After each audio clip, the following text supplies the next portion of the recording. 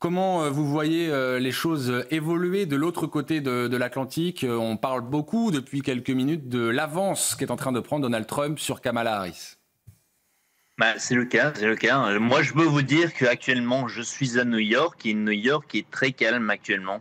Ça nous rappelle un petit peu, vous savez, 2016, quand on a très vite compris que Donald Trump serait élu à la place d'Hillary Clinton. C'est vrai que l'ambiance n'est pas la fête, hein.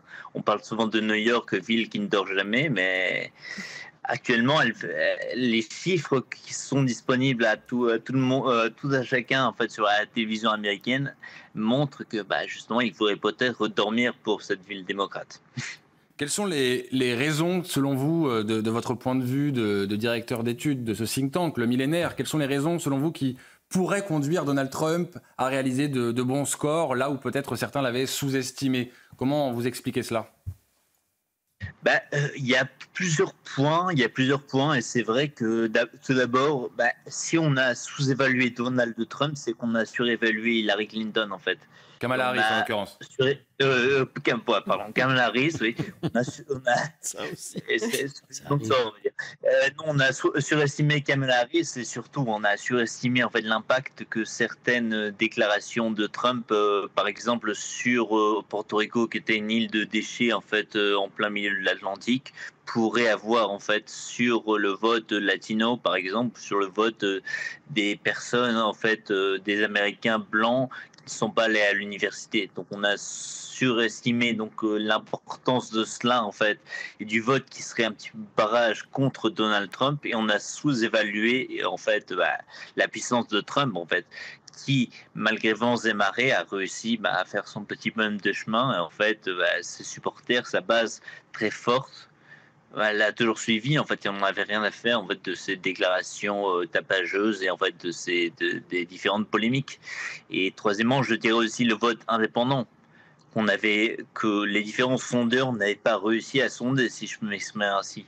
Parce que justement, les indépendants ont pensé que justement les indépendants n'aimaient ni l'un ni l'autre, mais surtout n'aimaient pas Donald Trump. Donc le jour J, ils allaient se reporter sur Kamala Harris.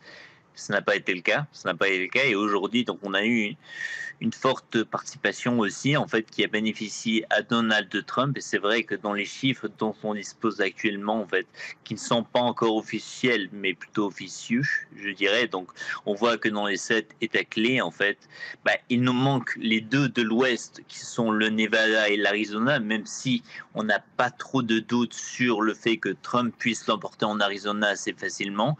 Mais c'est vrai que quand on regarde les États, les swing states, les États clés en fait de l'Est, donc la Géorgie, la Caroline du Nord, la Pennsylvanie, le Wisconsin et le Michigan, dans les chiffres, en fait, Trump se débrouille beaucoup mieux que ce que les derniers sondages nous donnaient à espérer. En fait, c'est vrai qu'on peut encore avoir un petit peu de doute et mettre des bémols et des guillemets sur le Michigan, parce que les chiffres ne sont pas suffisants. Mais quand on regarde en fait le Wisconsin ou la Pennsylvanie, où actuellement donc il a quand même plus de 200 000 voix d'avance sur Kamala Harris, on voit qu'il se débrouille bien. Et comme on sait, dans en fait, ces États donc des Grands Lacs, donc Wisconsin, Michigan et Pennsylvanie, qui font partie du Blue Wall, en fait, qui était la chasse gardée des démocrates avant 2016, on va dire, aujourd'hui, voilà, ce sont des véritables prises de guerre. Et si ça s'avère être vrai, si Donald Trump prend ces États, je peux vous l'annoncer, c'est terminé. Là, aujourd'hui,